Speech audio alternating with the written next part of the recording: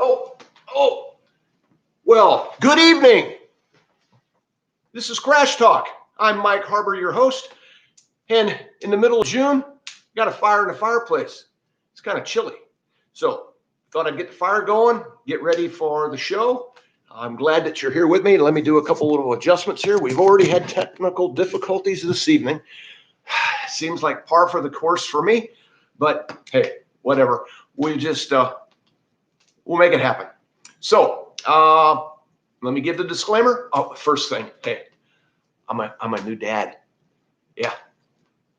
This morning, went outside. I got a new baby llama. Yeah, just the cutest little thing. So, and see, now's why I need to have the applause, the sound effects. Don't have those yet, but we'll get them one of these days. So let me give the disclaimer. First off, I'm not an attorney. And any information that's given here tonight, either by me or anything from Crash Talk or any of our guests or people that are on the show, none of the information we're given is intended to be legal advice. If you need legal advice, then you should seek a licensed attorney in your area to get that type of advice. We have many attorneys that we could refer you to if that's something that you need. Most of the attorneys are certainly review your case, and there's usually no obligation, at least to speak with them to start with. So with that, last week we started Insurance 101, went for quite a while, didn't cover it all. So I thought I'd wrap that up tonight. But I do have a couple things I thought I would read that a couple of questions that have come in. One of the people that we helped really wrote a nice letter. That's why I do what I do. That's why the people that work with me, why they do what they do. It's things like this, the warm fuzzy that you get when you help somebody on their journey and they're trying to figure out what to do. After my car accident, the last thing I expected was to have to fight my insurance company for a fair value of my totaled car. Thankfully, boy, I'm going to be a little tongue-tied tonight. Thankfully, my attorney referred me to Mike Harbor and Harbor Appraisal. Without Mike, I would never have gotten through the dispute process without eventually settling through some type of arbitration. The insurance companies believe you're going to give up and accept what you're offered because they make the process so difficult. Mike persevered through the red tape and stonewalling. He was professional, experienced, and kept in constant communication with me. He fought for me, and I knew he cared. I didn't pay him a single dime until I was paid. Thanks to Mike, I collect over 30% more than I was originally awarded. I can't thank him enough or recommend him highly enough. Wow. I mean, it's like I said, that's why we do what we do. And I appreciate somebody taking the time to say that. I mean, this stuff is wow, just to be politically correct is not fun. And sometimes once you get done with it, you're done with it, and you don't even want to have to think about it again. But anyway, I think this is episode number 6. I was trying to think how many weeks we've been into this whole pandemic, terrible thing that we're in. I'm really getting long. This is the longest I think I've gone without having my hair cut since the 60s. I'm going to start with the 3 rules because a couple people even asked me. They said, what did you mean by that? It confused them a little bit. This is 3 rules that we've used over the years whenever you are working with an insurance company on a claim and somebody caught me because I made an error. 3 rules. Rule number 1, never take advice from someone that owes you money. And I didn't have someone, I just said from some that owes you money. So I had to correct that. So then rule number 2, always communicate with the insurer in writing. If it's not in writing, it never happened. So you always want it documented. And a lot of times that's just because we have a tendency to forget. Rule number 3 is you always follow rule number 1 and rule number 2. If you will stick by that, you'll be amazed the difference it will make. Sometimes it sounds like it's going to take a little bit longer. It's easy just to pick up a phone and think, oh, you're just going to make a phone call. But unfortunately, you don't have a record. You don't have anything to be able to show what was said, who said what. And a lot of times the other side's recording the conversation. So you just want to protect yourself. It's just, I think, one of the best things I can tell you to help you with a claim. Okay, so let's get back. I pulled a different policy today. Last week we were talking about like a good neighbor, the State Farm policy, which is really, as I really dug into it a little bit more, it is much different than most other policies. So what I did is I got a USAA policy, and I've got a declaration page that applies to this particular policy. And I'm not going to show anybody's name, but I did want to point out episode number 1, and I said that I'll probably bring this up every week, to make sure you have uninsured motorist protection on your policy. You have to specifically say, I don't want it. And if it's on the computer, if you're buying your insurance on the computer, you just check a box. It says you don't want it, that you've what's the proper word? It's waived. You've waived your right for that. And if it push comes to shove, in this last month, I've had 2 of my clients that I've had to fight for because they said, oh, you don't have uninsured motorist. Well, if you don't have it on this declaration page, first off, you should catch that. That's why you need to look at these things. You need to go through it and make sure. And if it's not there, you need to get on, and this is a time you're calling, but you need to find out, why isn't it there? And you want it. You want it. You want it. Here's why. This is a 6-month policy for one vehicle. There is liability. There's medical benefits. There is personal injury protection. There is funeral expense. There is comprehensive. There's collision, towing, and labor. And there's uninsured motorist bodily injury. Okay, that's you if you get hurt, your personal self, and property damage, uninsured motorist property damage. This 6-month premium was $780 for this young lady, and the property damage uninsured motorist premium for just that was $11.52. I've said it before, I'm going to say it again. It's the best bargain there is in insurance. And there is additional coverage if you have uninsured motorist that you don't have under your comprehensive and your collision. And agents will try to talk you out of, oh, you don't need that. If you have collision comprehensive, you don't need that. So I covered it again. It's very important, but I just wanted to show here's a perfect example. $780 for 6 months coverage. $11.52 is for the uninsured motorist portion. Okay, let's dig into.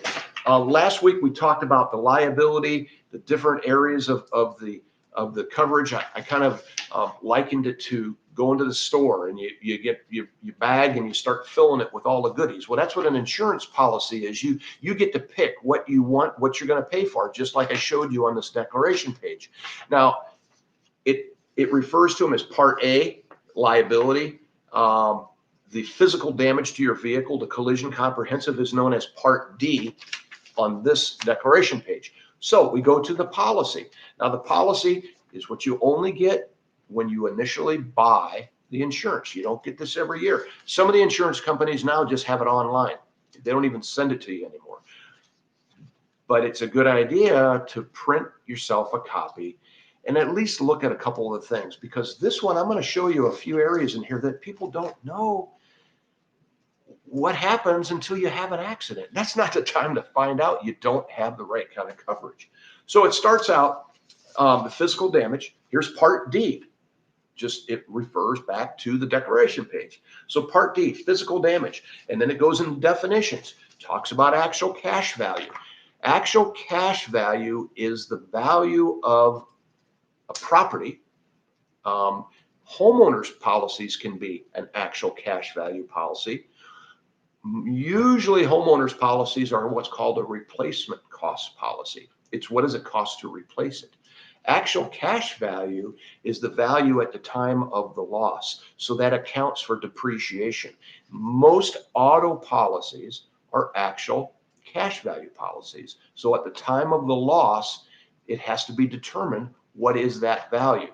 We just had a client, a repeat customer of ours, asked us to do an evaluation to appraise the value of their vehicle so that they can purchase what's called a stated value policy. So that's a little different than an actual cash value policy. Now you've paid a premium based on an appraised value.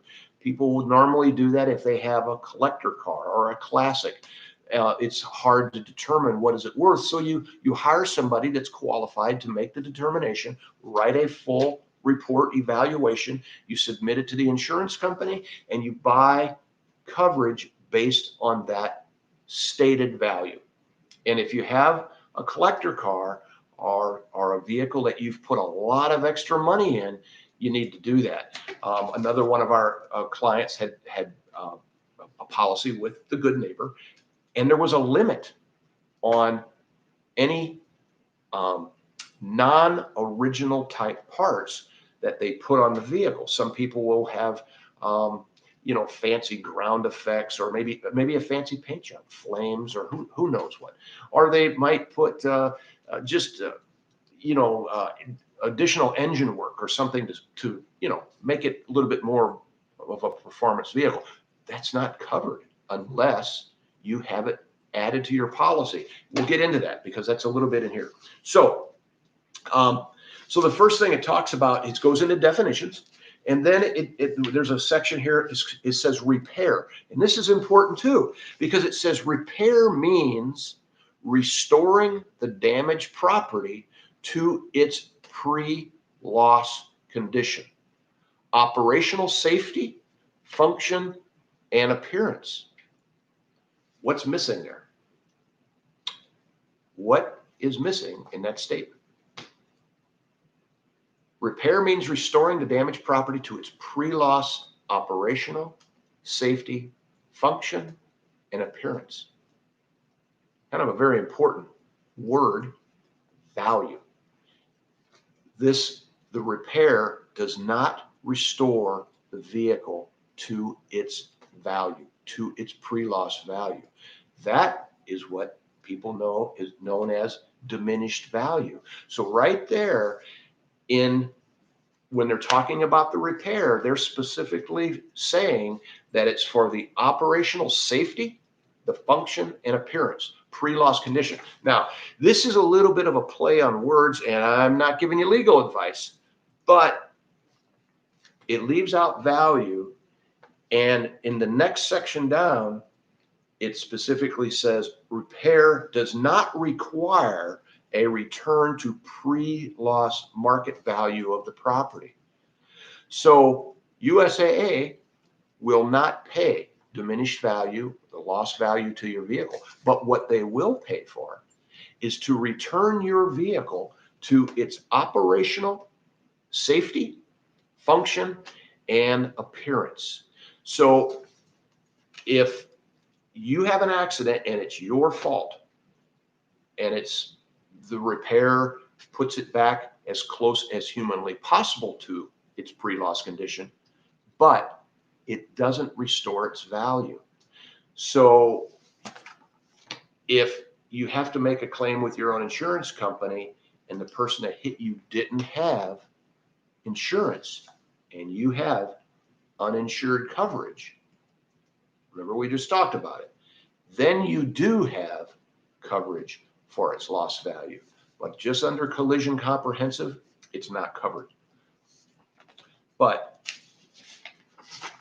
what you can do is you can demand that it's perfect, that it's operational safety, appearance, and function has to be absolutely perfect. That's really hard to do in the aftermarket. You can have the best equipment, best technicians, everything, but it's not like the factory. You don't have a sterile environment. You don't have robots doing all of the work. So it's very, very, very difficult. But if they're going to limit value, then you want to make sure that it's going to be returned to its pre-loss condition. Okay, then the policy goes into, and this refers to the insurance company's limit of liability, their limit of liability for damage to your property, damage to your car. So and I'm going to read it so I don't misinterpret any of this. So limit of liability, and it's captioned limit of liability. And this specifically is talking about a total loss. It says total loss to your covered auto. Our limit of liability under comprehensive and collision is the actual cash value. We just talked about that. Of the vehicle, we will declare your covered auto to be a total loss if, in our judgment, the cost to repair it would be greater than its actual cash value minus the salvage value after the loss. And sometimes if this stuff is all new to you, it's a little bit confusing, and I can understand that. So actual cash value is what is the vehicle, what is its value today, right now? If the loss, everything is based on the date of the loss. So if the loss occurred today, then what's the value of the vehicle today? Now, it doesn't get into how, but there are laws and administrative codes that lay that part of it out. So they all have to work together. And again, as an expert, a public adjuster, that's the type of thing that we do. We know what's required by the state, and we understand what the policy says. So the two of those working together to make sure you get a fair settlement. So as it goes on a little bit further, it says if it's other than a total loss, if the vehicle, it's considered a partial loss, it's repairable. Our limit of liability under comprehensive collision is the amount necessary to repair the loss based on our estimate, or an estimate that we approve if submitted by you or a third party. So you have rights, and you have a right to choose where you have repairs. Well, what this says is that they get to approve that. Well, see, this is where there can be games played. If they have their stable of repair facilities that they want to get you to, they might be very difficult in approving. So this, to me, gets a little bit tricky. And again, understanding your rights, getting advice from people that don't owe you money, and making sure you're looking out for your best interest. Because now remember, they're not paying for loss value, but they are paying to restore it to pre-loss condition. So, and they will name, and it also says that they're going to be so kind as they're going to give you the names of facilities that will repair it based on what they say it's going to cost to repair. So you can see all of a sudden we're kind of developing here, in my opinion, a potential conflict of interest. We'll get that another time. Our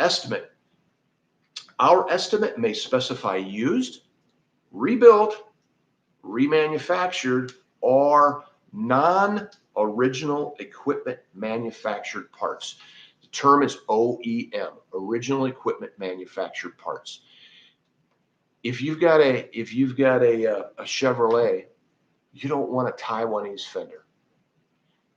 There are a lot of controversy over parts that are made cheap.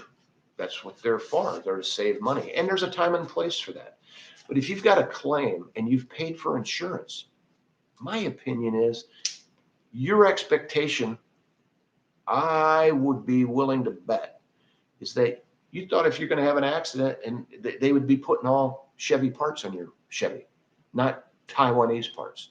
Or if you got a BMW, putting Taiwanese parts. So, but understand, this is a contract, and the contract says they can do that. And that's all they're required to pay based on the contract that you bought with them, the insurance you bought.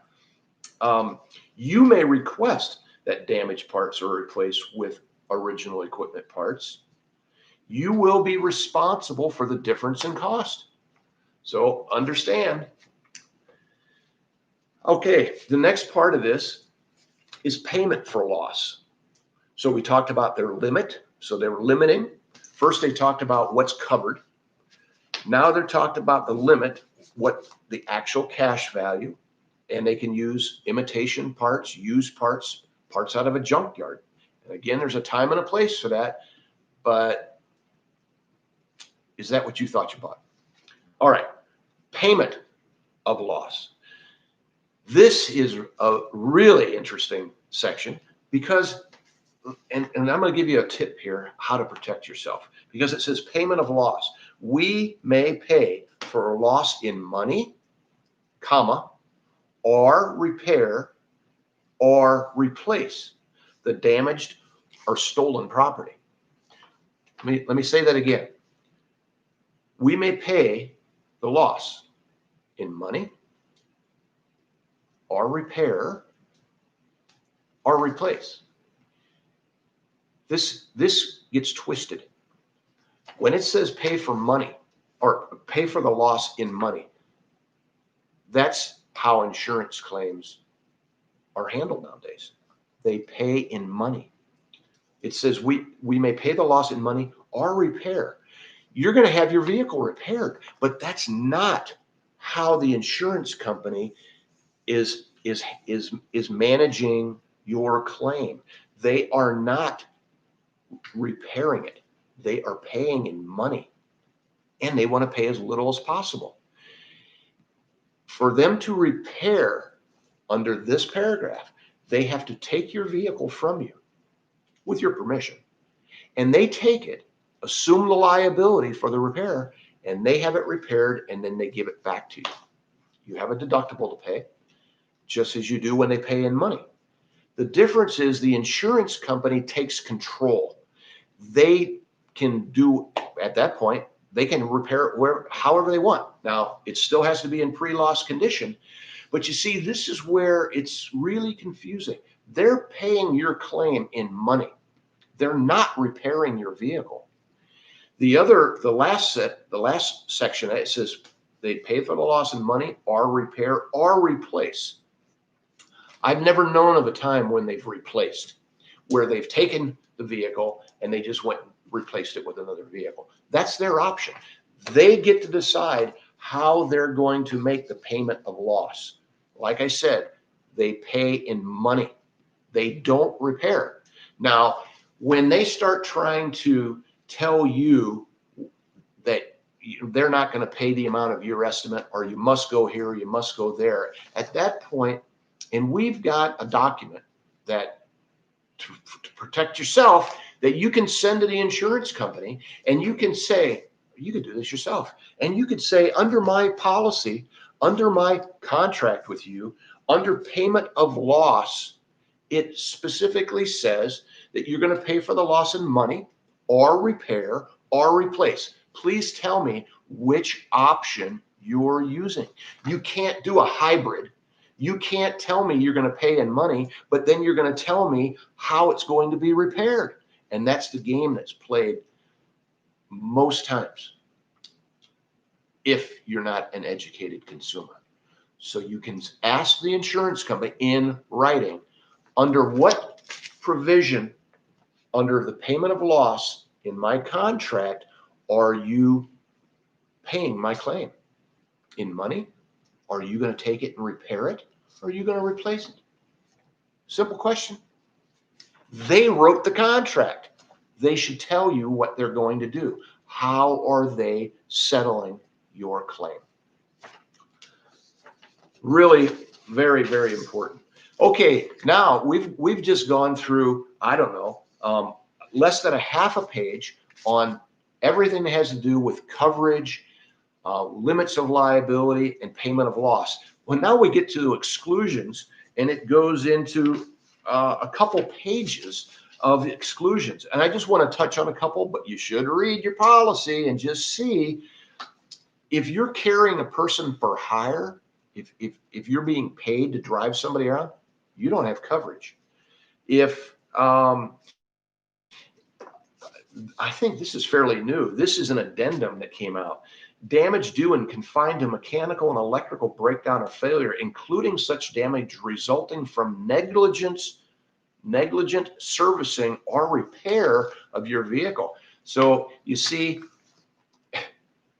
you go to you have it repaired, and they've got unqualified, untrained technicians that damage your car, or you take it to a Jiffy Lube and they don't put the plug back in, and the oil drains out when you drive down the road. I believe they're saying, oh, sorry, we don't cover that. That's a negligent repair. It'd be worth digging into if it's something like that happened to you. Loss due to a consequence of war, insurrection, revolution, nuclear reaction, or radioactive contamination.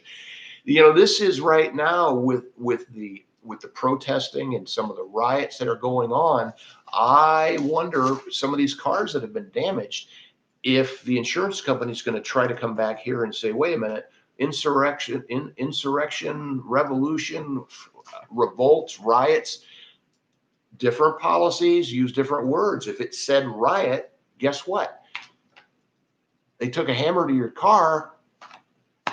You may be out of luck. Loss to equipment designed or used to evade or avoid the enforcement of motor vehicle laws. I just helped a client with his Mercedes, and he had a radar detector in it that was damaged. What? It's not covered. They won't pay for that. Let's see. Loss to your covered auto while it's rented or leased to others. Any type, and this says even practicing for any type of a speed or a driving contest, you don't have coverage. Okay. Boy, time goes by so fast when we're having fun. This is another one.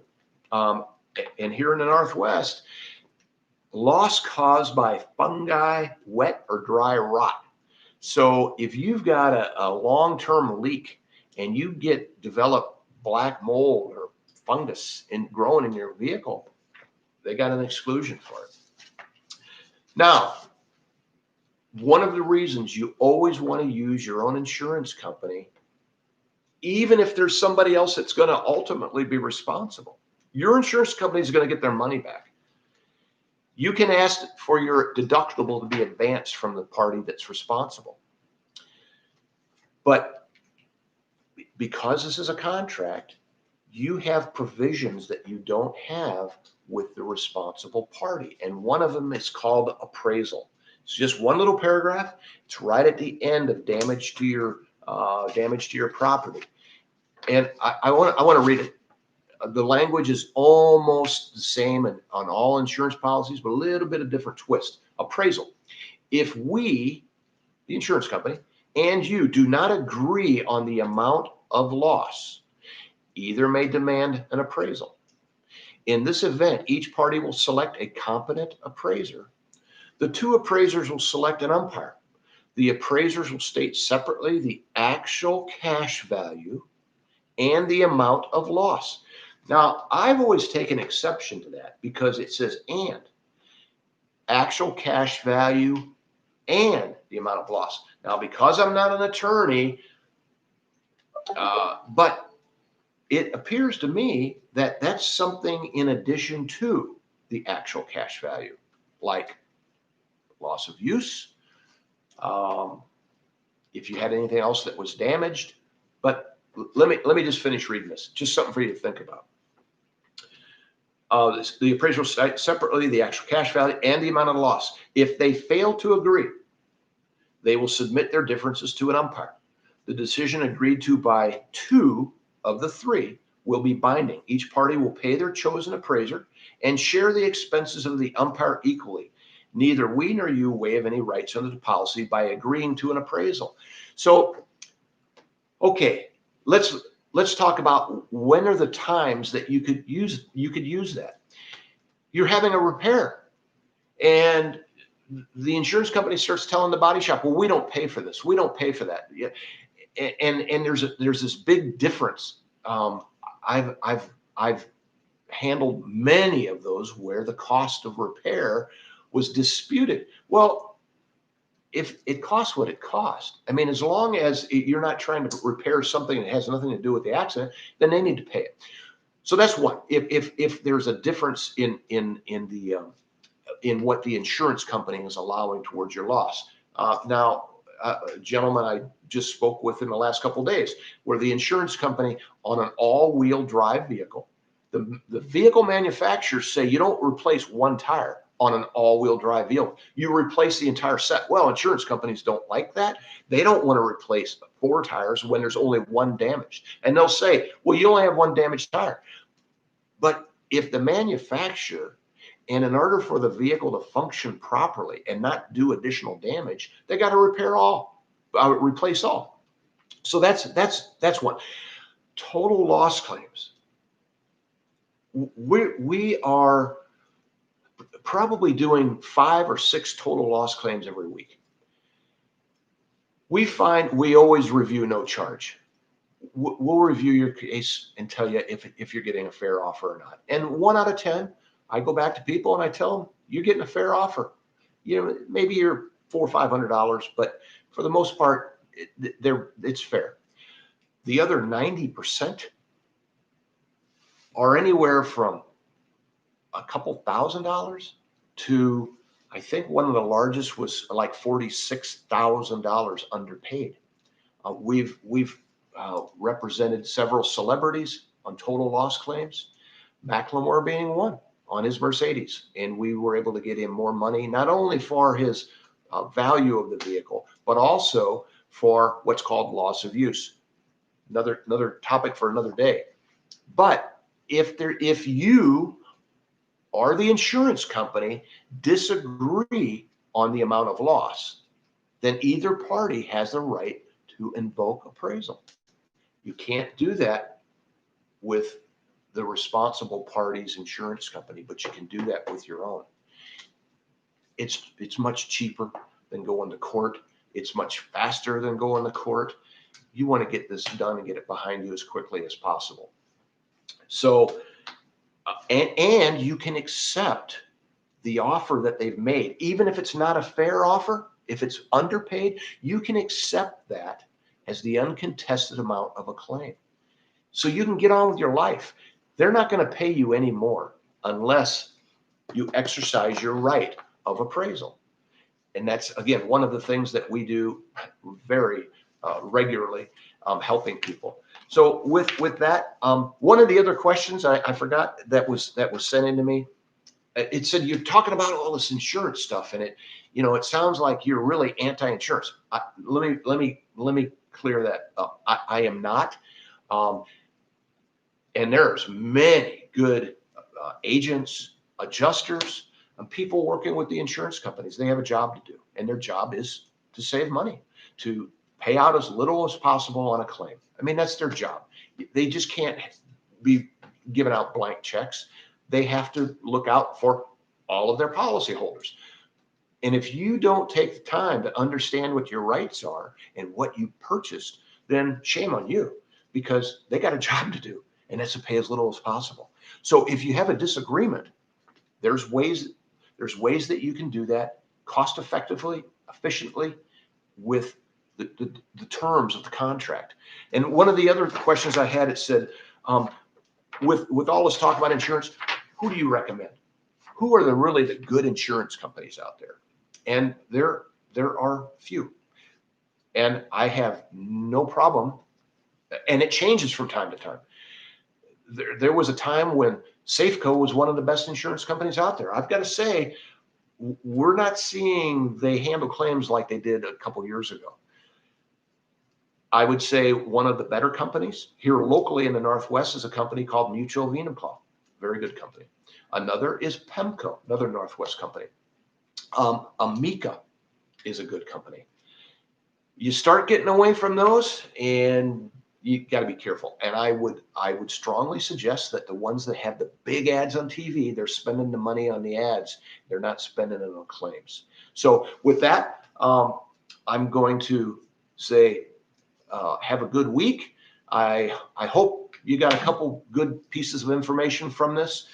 Next week, I've had a couple of suggestions on topics that people would like. Oh, and I guess the way all this stuff works, there's a button down there to subscribe. If you subscribe, it lets us know if people are listening, want to hear more of what we have to say.